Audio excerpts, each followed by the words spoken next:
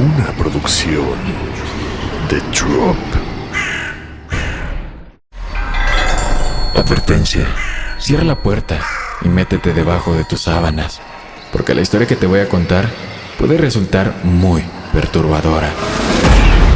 Escúchala bajo tu propio riesgo. Bienvenidos, temporistas. Soy Dan Tempo y esto es Historias de Terror antes de dormir. Hola.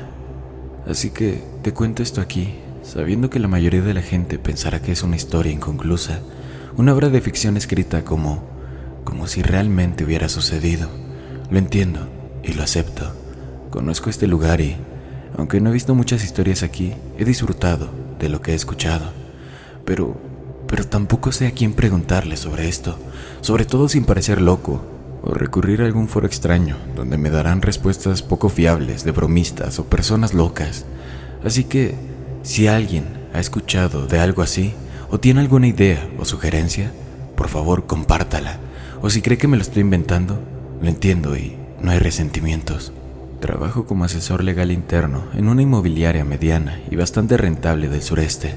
Llevo casi 10 años como abogado, y lo más cerca que he estado de un tribunal es cuando voy a un juzgado a realizar búsquedas de títulos de propiedad. Llevo 8 años casado y tenemos un niño de 4 años. Digo todo esto para que se hagan una idea de que tengo una buena vida, bastante normal. No tengo aficiones ni amigos raros, y no suelo salirme de mi día a día para conocer gente rara ni experimentar cosas peligrosas. Pero el martes pasado me desperté con un mensaje de texto extraño.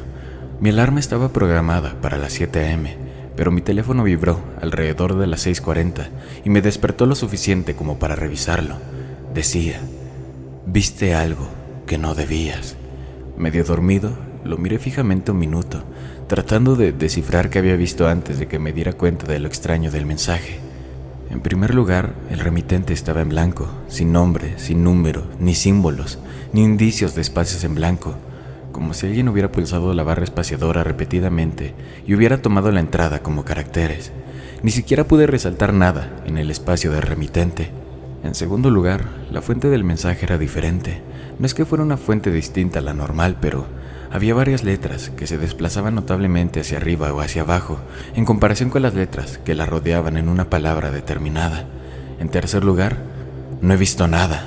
Aparte de ir al trabajo, a una reunión de padres y maestros y comprar una pizza, no recuerdo ningún sitio en el que haya ido en la semana anterior a ese mensaje. Y desde luego no he visto nada raro, ni delictivo, ni nada por el estilo. Se lo enseñé a mi esposa y ella simplemente se rió. Dice que probablemente sea algo de marketing o quizá un número equivocado. Parece una posibilidad razonable, así que lo descarté. 2 noches después, el jueves pasado, empecé a tener pesadillas. De pequeño solía tener terrores nocturnos. Despertaba a mi hermano gritando a todo pulmón, y la cosa empeoró tanto que, aunque mis padres no podían permitírselo, me llevaron a una clínica del sueño unos días cuando tenía 8 años. No recuerdo qué ayuda me dieron, pero sé que se acabó o que lo superé con la edad, y aparte de alguna pesadilla normal de vez en cuando, no he tenido ningún problema desde entonces. Pero este sueño, aunque desagradable hasta cierto punto, no parecía una pesadilla, ni siquiera un sueño. Era muy real y extrañamente mundano. Estaba en una biblioteca con poca luz, revisando libros viejos y, aunque no puedo decir qué buscaba, sé que sentía una creciente frustración e inquietud por no encontrarlo. Al despertar, en lugar de sentir alivio, sentí pánico, y en mi letargo, aturdido por el sueño, intenté obligarme a volver a dormir, pero claro, eso nunca funciona. Después de algunos minutos, mi teléfono vibró. Era otro mensaje en la conversación unilateral del remitente misterioso. «Viste algo que no debiste ver y debes detenerte por tu vida». El mensaje se detenía ahí, pero había una foto adjunta. Era una imagen oscura de un hombre agachado en un pasillo, mirando fijamente una fila de libros descoloridos en un estante bajo y polvoriento. Las pesadas estanterías metálicas y el largo pasillo dejaban claro que era una biblioteca, y aunque la foto estaba mal tomada y en mal ángulo, supe que era yo. No el yo de ninguna biblioteca en la que hubiera estado, sino el yo de mi sueño. Me sentí mal cuando la idea floreció y se arraigó en mí. y pensé en despertar a mi esposa para mostrársela, pero algo dentro de mí resistió el impulso. Quizá era miedo de que me mirara con preocupación, o peor aún, con tristeza y miedo. No lo sé, pero aún no se lo he dicho. Tampoco le he contado lo último. Los sueños han continuado. Yo en un lugar extraño que considero mi hogar en el sueño. Yo en un restaurante. Yo caminando por un pueblo desconocido en una tarde tormentosa, con granizos cayendo intermitentemente, golpeando un paraguas con un pesado mango de metal forjado.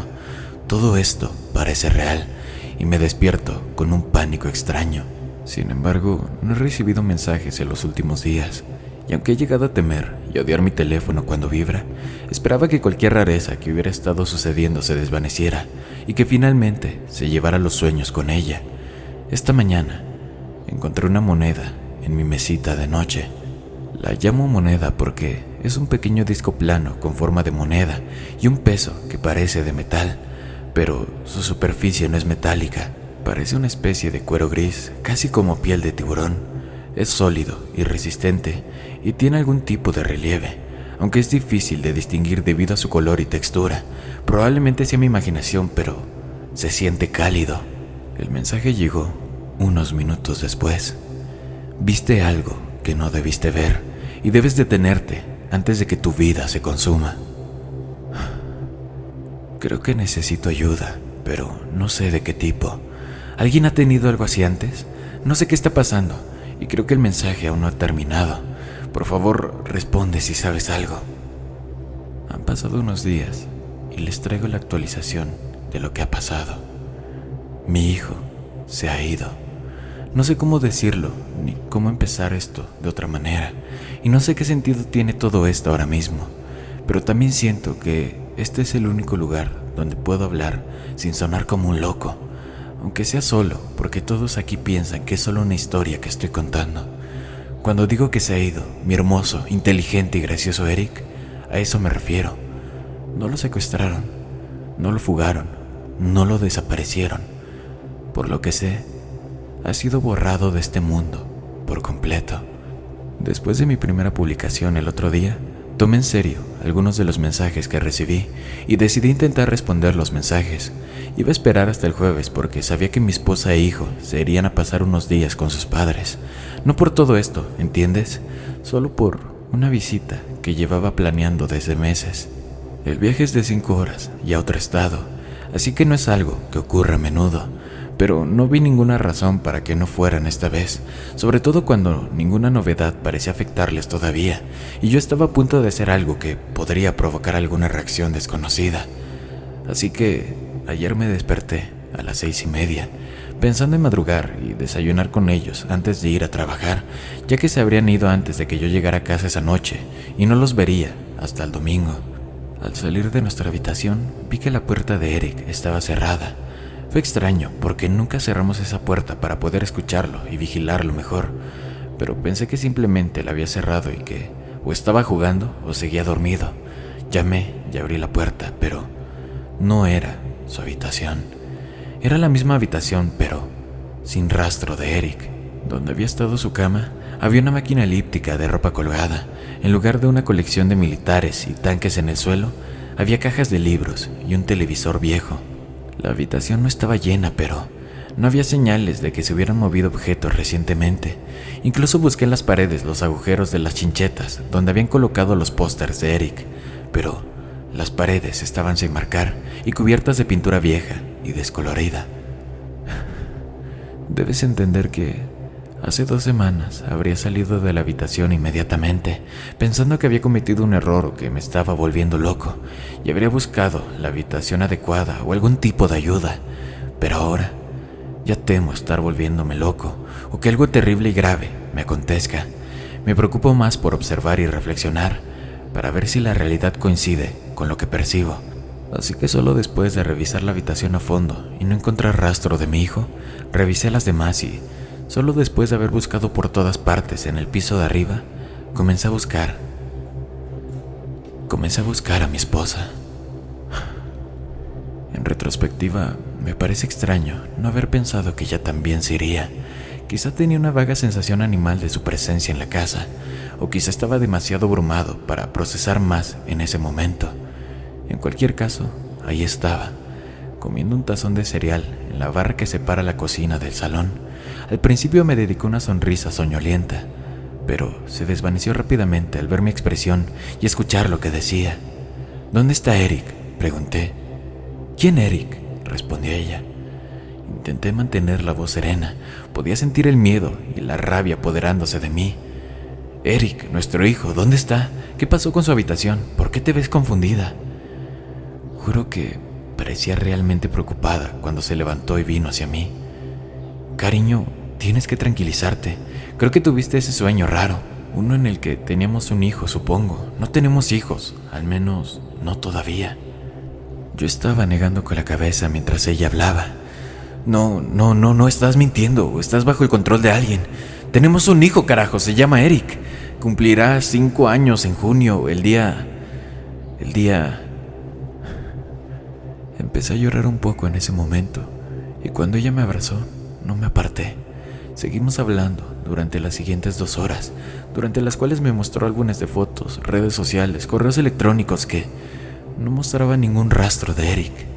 Acepté ir a un psicólogo inmediatamente, y mi esposa empezó a hacer llamadas, pero lo más rápido que podían verme sin urgencia era el lunes siguiente, y conseguí que aceptara que convertir esto en una emergencia era adelantarse, sobre todo por lo que podría afectar a mi carrera o mi licencia de abogado. Mi esposa me dijo que necesitaba ir al pueblo por la tarde y le dije que fuera, que estaba bien, que probablemente solo era estrés y pesadillas.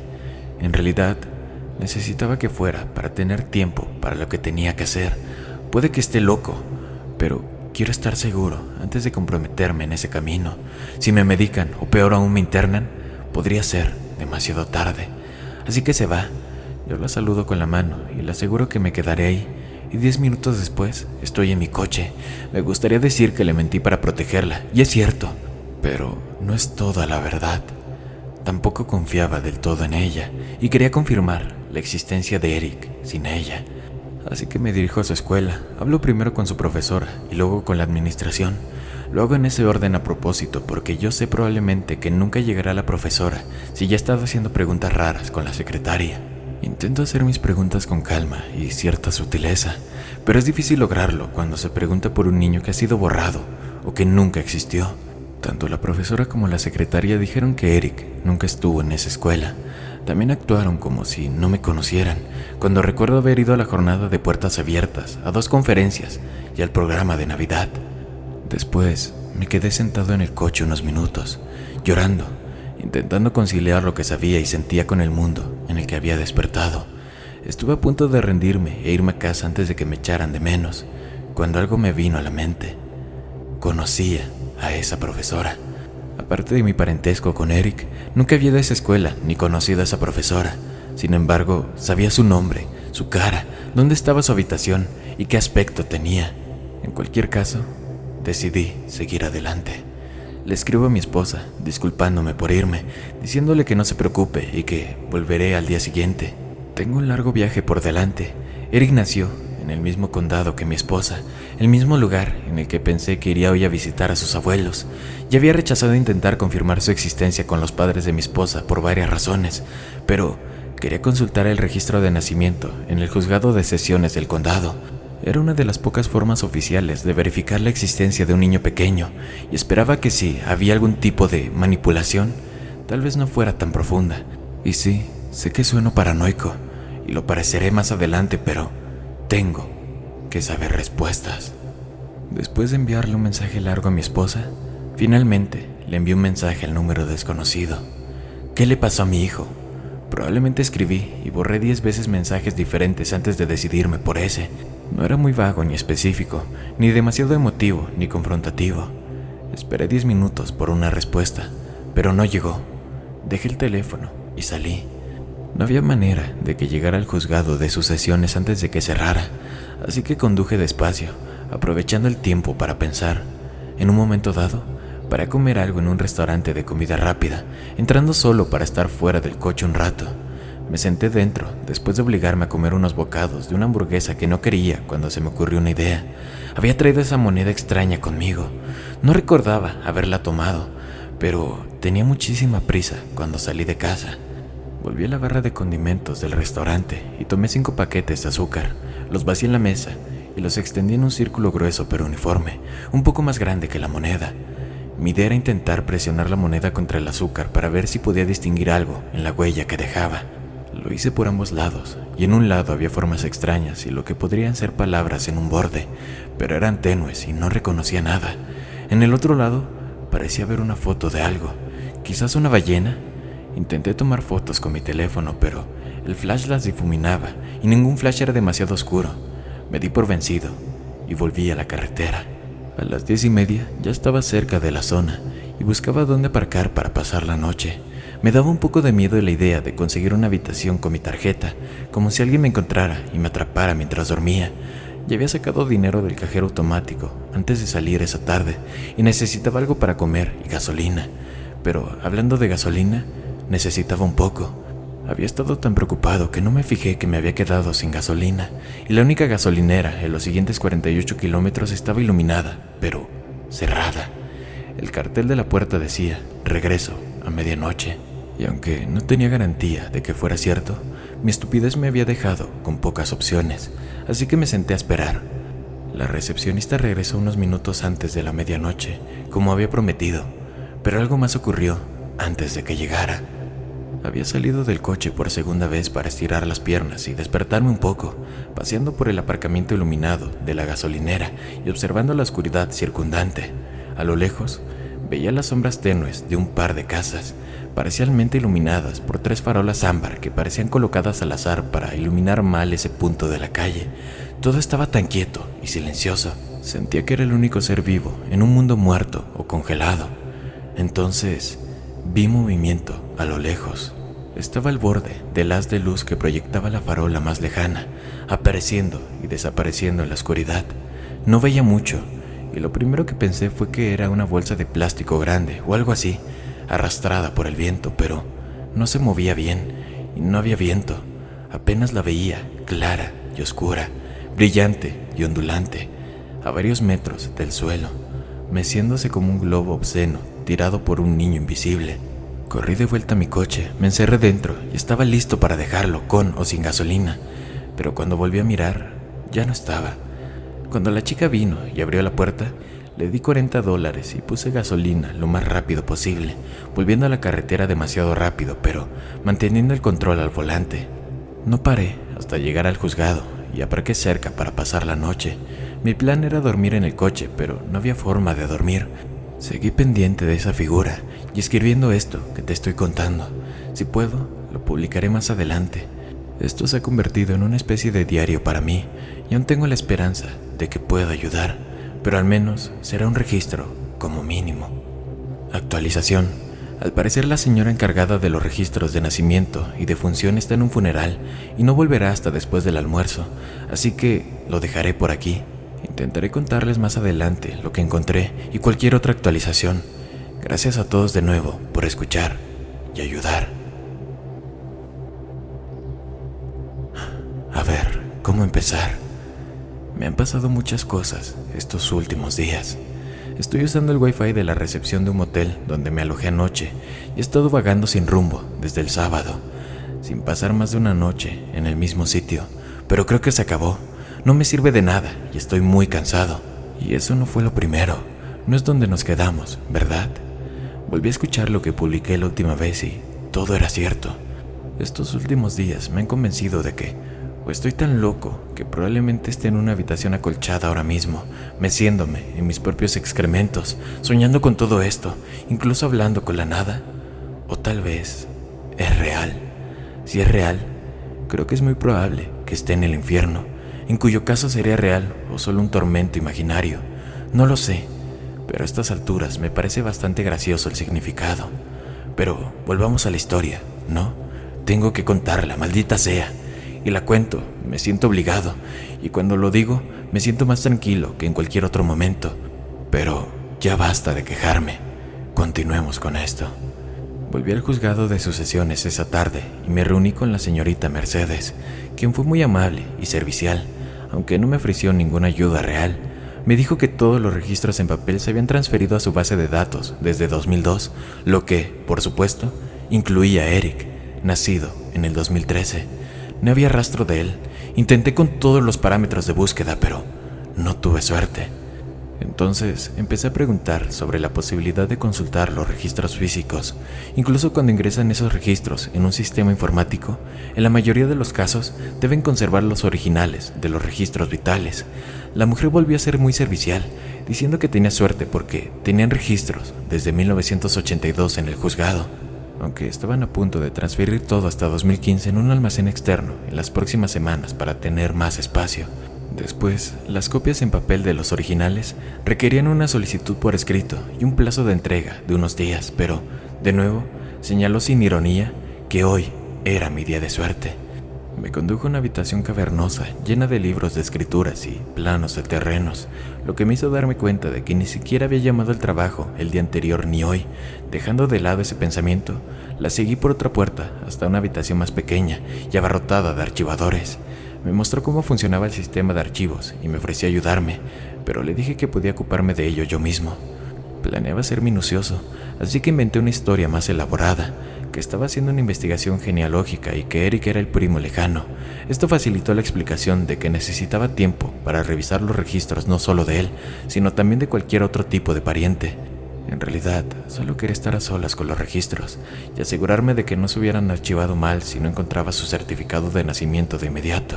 La señora Mercedes asintió alegremente y se alejó, dirigiéndose a una sala de descanso cercana donde, al parecer, otra mujer estaba comiendo algún tipo de pastel de cumpleaños de oficina. Empecé a buscar y enseguida me di cuenta de que no estaba. No había rastro de que hubiera estado. Amplié mi búsqueda a todo el cajón, luego a los 2 cajones anteriores y posteriores, revisando cada certificado individualmente. Era monótono, pero a medida que buscaba, empecé a captar fragmentos de la conversación entre Mercedes y la pastelera. Hablaban del funeral al que había asistido la señorita Mercedes esa mañana. Era el de un hombre que había regentado una barbería local durante varios años. Un hombre al que la señorita Mercedes claramente apreciaba mucho y con quien incluso había salido brevemente cuando ambos terminaron el instituto. Se hablaba con nostalgia de su amabilidad y atractivo, pero lo que me llamó la atención fue su tono de voz. No solo transmitía tristeza o arrepentimiento, sino una profunda carga de miedo. Al principio no lo entendí, pues no concordaba con lo que decían. Luego empezaron a hablar de cómo murió. El hombre fue encontrado detrás de su barbería una mañana a principios de esta semana, aparentemente tras haber sido atacado la noche anterior. Nadie sabía qué lo había atacado, pero tenía la cabeza llena de pequeños agujeros, la cara, el cuero cabelludo, incluso debajo de la mandíbula.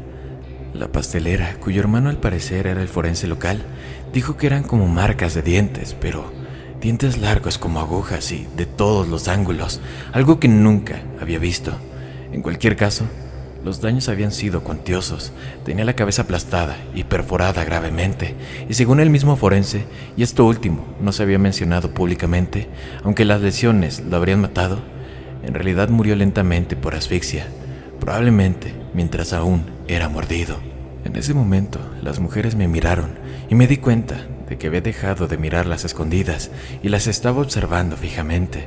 Sonreí y asentí, fingiendo retomar mi búsqueda, pero tras susurrar un momento, volvieron a subir. Cuando se fueron, aparté la historia de mi mente y volví a los cajones. Después de una hora, desistí de buscar a Eric. Quería llorar, pero me sentía demasiado vacío y cansado para hacerlo. Al volver a la entrada y alejarme del juzgado, tuve una idea. Mi esposa también nació en este condado, allá por 1984. No sabía por qué sentía la necesidad de revisarla también hasta que lo hice. Tampoco tenía su certificado de nacimiento. Busqué por todo el cajón, con una nueva oleada de pánico creciendo en mi pecho, intentando recuperar el aliento. Saqué mi teléfono. Primero revisé mis mensajes de texto. Me había enviado 3 el día anterior pidiéndome que volviera a casa, pero cada vez le respondía diciendo que estaba bien y que la vería al volver. Pero desde entonces, nada. Supuse que se había dado por vencida por el momento, pero ahora no estaba seguro. Llamé 3 veces seguidas a su teléfono y 2 veces al teléfono fijo, pero no hubo respuesta. Casi salgo corriendo del lugar, pero me controlé y esperé lo suficiente para pedirle a la señorita Mercedes que revisara la computadora y revisara a mi esposa antes de irme. De nuevo, nada. Ya me sentí un poco atontado. Tras darle las gracias, salí de la oficina. El viaje de vuelta a casa transcurrió sin incidentes y sinceramente no recuerdo casi nada. Tenía la cabeza nublada. Sentía que solo esperaba leer el informe que decía que tenía cáncer terminal después de que el médico ya me hubiera dado la mala noticia. Mi vida se había acabado. Cualquier otra cosa solo sería una confirmación. Me detuve frente a la casa y me sentí tristemente ausente al no encontrar rastro del coche de mi esposa. Mi llave funcionaba, al parecer. La casa seguía siendo mía, pero no había rastro de mi familia ni de sus pertenencias. Revisé la casa a fondo, más por necesidad de que estuviera completa que por una esperanza real, y no encontré nada. 2 horas después, exhausto, me desmayé en el sofá. Me encontré en otro sueño, demasiado real. Caminaba por un callejón oscuro, en una ciudad desconocida y lluviosa, con la cara fría mientras el viento me azotaba, trayendo consigo el aroma acre de la decadencia. Me dirigía hacia el punto luminoso del callejón, un letrero de neón colgado sobre la puerta que parecía pertenecer a algún bar o club. Había un portero en la puerta, un hombre de cuello grueso con una porra plegable que sostenía con indiferencia en su carnosa mano izquierda. Sin pensarlo, saqué una moneda del bolsillo y la sostuve en la palma para que la viera.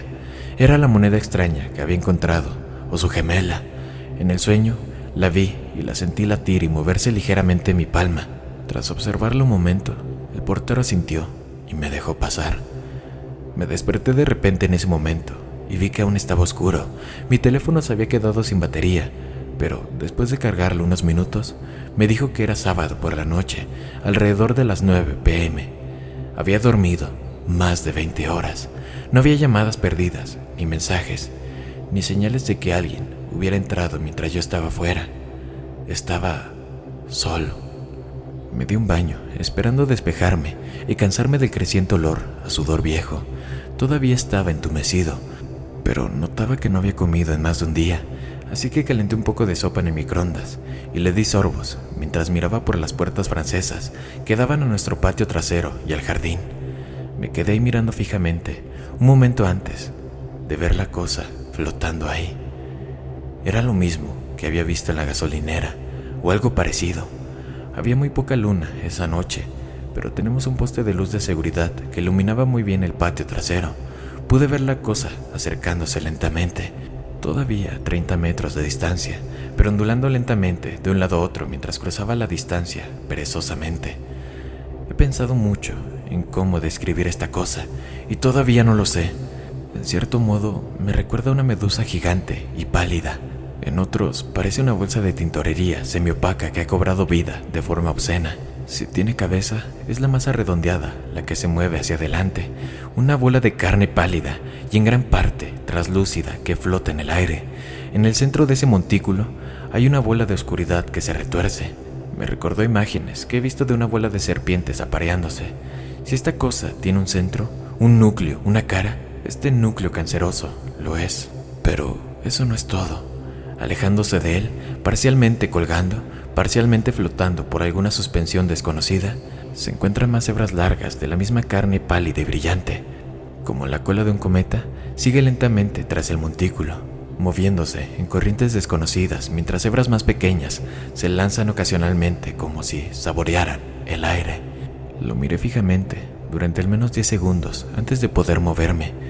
Me pregunté si estaría lleno de largas agujas, y entonces corrí. Se acercaba a casa lentísimo, así que tardé medio minuto en ponerme los zapatos, tomar la cartera, el teléfono y las llaves y sacar mi chaqueta de donde la había dejado al llegar a casa el día anterior. Salí por la puerta, me subí al coche y me marché. Miré por el retrovisor, pero no lo vi seguirme. Eso fue hace 5 días. Desde entonces no he parado de correr, de motel en motel, sin fingir que no usaba tarjetas ni preocuparme porque me rastrearan. Solo intento alejarme de lo que sea esta cosa, de lo que quiera que sea. Llamé al trabajo una vez y, para mi sorpresa, no sabían quién era. Aún así, mis tarjetas siguen funcionando, todas mis cuentas en línea. Todo lo que no depende de la gente parece ir de maravilla. He estado bastante en piloto automático estos últimos días, pero eso cambió anoche. Lo volví a ver, afuera de mi motel, solo por un instante, y no se acercó, pero supe que sabía que estaba ahí de todos modos. Así que me rindo. Me voy a casa, o me alcanzará o no, o quizás, solo quizás, me mate si no tengo el estómago para hacerlo. En realidad, probablemente dependerá del miedo que tenga, pero a pesar de todo, a pesar de sentirme completamente agotado y vacío, sigo muerto de miedo. Esta probablemente será mi última entrada. Si sobrevivo, volveré a publicar. Si no, bueno, ya saben.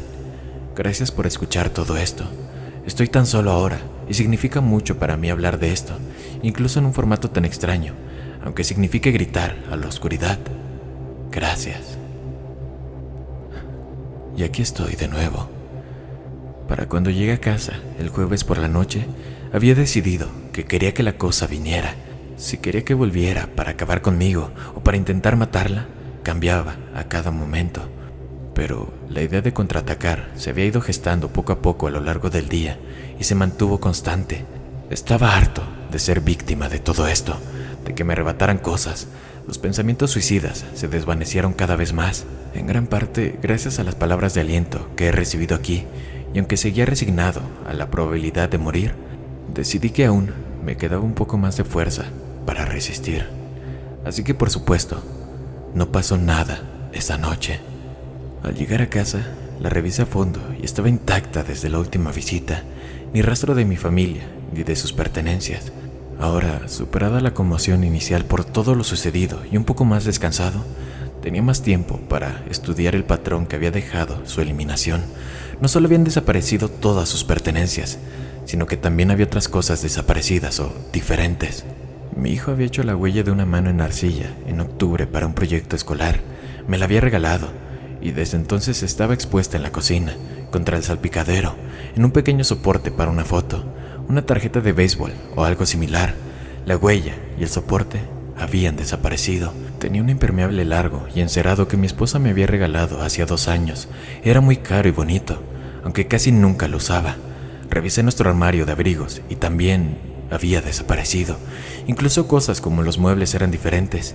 Si era algo que yo había comprado o que habíamos comprado juntos, seguía ahí, pero otros muebles o tapices que ella había comprado sola o tenía antes de que estuviéramos juntos faltaban o habían sido reemplazados por algo desconocido para mí, como para llenar el vacío dejado por la ausencia del otro objeto. Mi cuenta bancaria era otra anomalía extraña. Como ya mencioné, mi trabajo aparentemente ya no existe y no tengo indicios de que otro lo haya reemplazado. No tengo tarjeta de visita, ni contactos extraños en mi teléfono, etc. Así que revisé mi cuenta para ver cuánto dinero me quedaba y de dónde provenía. Tengo mucho dinero ahí, más del que suelo tener, de hecho, y cuando reviso los depósitos, veo un ingreso directo de casi $7,000 al mes desde que tengo registros en línea. El nombre de los depósitos es simplemente una secuencia de letras, números y símbolos que, si tienen algún significado, no me dicen nada y podrían ser aleatorios. Considero llamar al banco al día siguiente para intentar averiguar más sobre mi benefactor, pero la sola idea me resulta agotadora. Estoy listo para terminar con todo esto, así que dejo el teléfono a un lado. Tomo el bat de béisbol que había recuperado antes en el mismo armario donde ahora faltaba mi elegante impermeable que casi nunca uso y voy directo al patio trasero. Durante la siguiente hora deambulo por el exterior y el interior, llamando a la terrible cosa que me acecha, exigiéndole que me confronte. Siento una mezcla cambiante de miedo, ira y desesperación impregnándose en mi lengua y mis palabras. Al final, estoy más suplicando y rogándole que cualquier otra cosa. Pero nada. Bueno, ya llegará a su debido tiempo. Vuelvo a entrar, como algo y me duermo. No soporto dormir en nuestra cama, ni siquiera quedarme en nuestra habitación mucho tiempo. Es un recordatorio demasiado fuerte de la ausencia o inexistencia de mi esposa, así que vuelvo a sentarme en el sofá de abajo y, al poco rato, me duermo profundamente. Tuve sueños largos y extraños esa noche, y aunque tenían la misma textura de realidad que los demás sueños desde que comenzaron los textos, no recuerdo ningún detalle. Lo que recuerdo, en cambio, es el dolor repentino y agudo en la mano derecha que me despertó. Intenté incorporarme por el impacto del dolor, pero mi mano estaba inmóvil, cerca del suelo, así que sentí un dolor punzante en el hombro al girar y caer del sofá a la alfombra. Me agarré a gatas, con la mirada fija para ver qué me comía la mano derecha. Era otra de esas cosas. Todavía no sé cómo llamarlas, pero esta era mucho más pequeña. Su pequeña y brillante masa se extendía sobre mi mano como un guante o una manopla, justo más allá de mi muñeca. En ese momento sentía tanto dolor y terror que apenas podía pensar en algo coherente, así que tengan paciencia, ya que gran parte de mi descripción se basa en la reconstrucción de estos eventos mediante la reflexión. La masa oscura y esférica de serpientes que había visto en la más grande también estaba ahí, pero extendida sobre mi mano, como una capa interna del horror que intentaba consumirme. Mirándola ahora, supongo que de ahí vienen todos los dientes. Había tantos dientes, agujas clavándose en mi carne, desgarrando mis tendones y raspando mis huesos. Por muy terrible que fuera, la abrumadora sensación de presión era aún peor, como si la criatura compitiera consigo misma para ver qué método destruiría primero mi mano. Cuando la miré por primera vez, juro que se detuvo y me observó, aunque no tenía ojos ni rostro. Luego volvió a la adicción y empecé a gritar. No podía mover la mano porque se había enganchado con partes de sí misma en una de las patas del sofá, y mis primeros intentos por liberarla solo me causaron dolor sin éxito. Busqué un arma, pero no vi nada a mi alcance. Sin embargo, sí me di cuenta de dónde había dejado la extraña moneda correosa en la mesa de centro. La moneda se había abierto por dentro mientras dormía, aparentemente habiendo sido el útero de este demonio todo el tiempo. Pero esa información no me serviría de nada ahora. Necesitaba matarla. Mi mano empezaba a entumecerse y sabía que me quedaba poco tiempo para salvarla, si es que podía, claro. Con esfuerzo me incorporé a medias y empecé a caminar hacia la cocina, pero si bien no podía sacar nada del sofá, este no estaba sujeto a nada. Al tirar lentamente de él y del sofá, me mordió y aplastó la mano aún más, y estaba seguro de que reventaría, dejándome como un muñón sangriento y desgarrado. Pero seguí tirando. Mis gritos se habían apagado por la concentración y el esfuerzo. Crucé la sala, luego llegué al borde de la cocina. Pensé en usar el cuchillo, pero temía lastimarme la mano o que se soltara y subiera por el cuchillo hasta mi mano izquierda, veloz como una araña, antes de que pudiera soltarlo. Empecé a abrir cajones y encontré un viejo encendedor de gatillo que a veces se usaba en la parrilla de afuera. Rezando frenéticamente, apreté el gatillo. Nada. De nuevo, una pequeña llama apareció en el extremo del encendedor. Apreté el gatillo y acerqué la llama a la carne de la criatura. Un humo gris oscuro empezó a subir desde el lugar de la llama y empezó un olor terrible que me provocó náuseas, pero eso fue todo. La criatura no reaccionó en absoluto. El dolor se estaba desvaneciendo, pero eso, de alguna manera, me hizo sentir más miedo, no menos.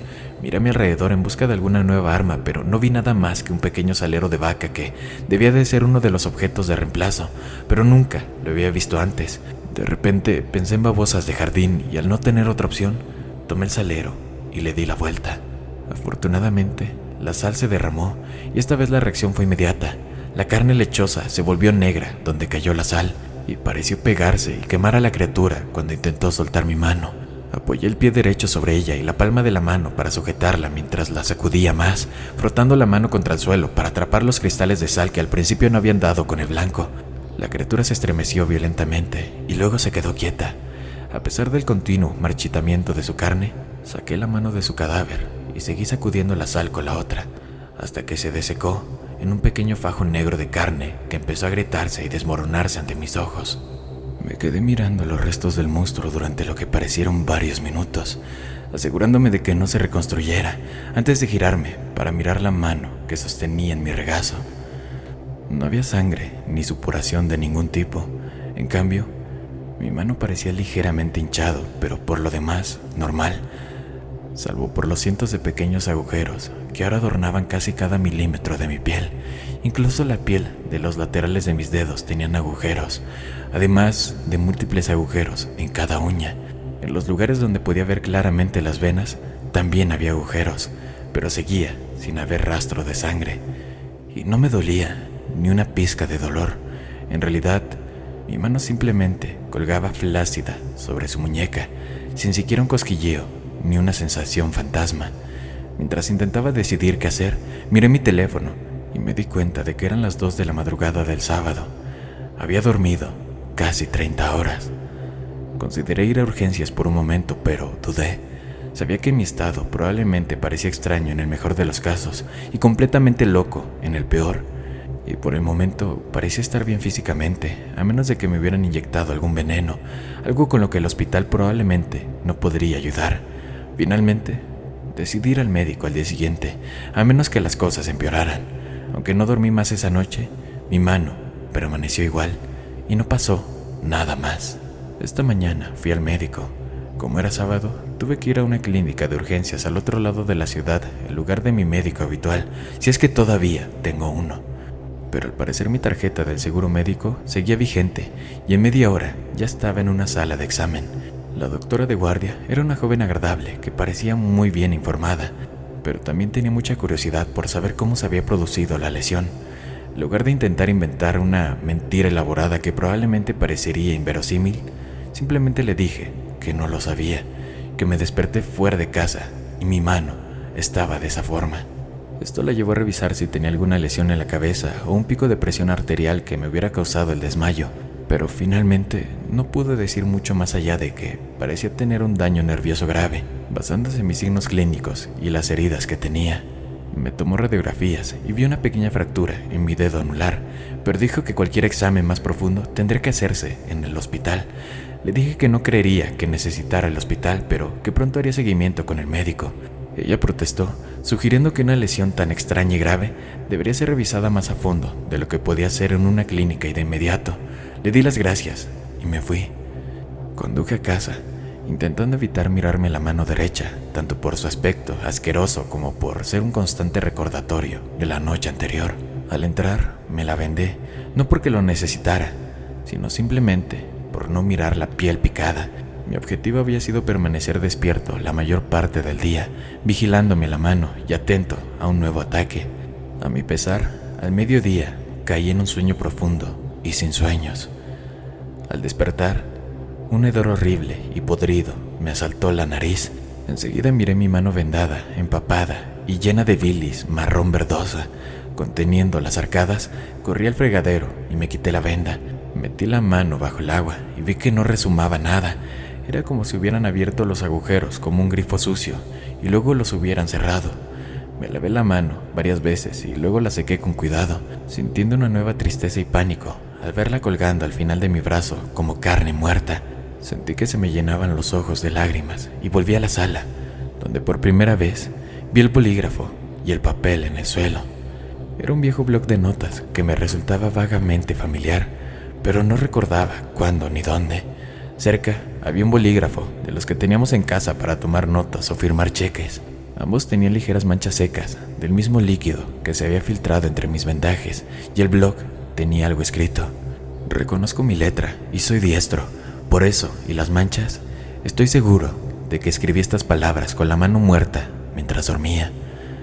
No sé qué significa, pero lo que decía el bloc de notas era esto. La canción de la urraca. Hay una bandada de urracas a mi alrededor, Se elevan tan alto como puedes ver. ¿Las ves? Me quitaron los ojos, pero pagaron justamente, porque descanso en sus ojos como un comercio justo, abarcando la tierra y el mar. Hay una bandada de mirlos en vuelo. Se mueven de un lado a otro todas las noches.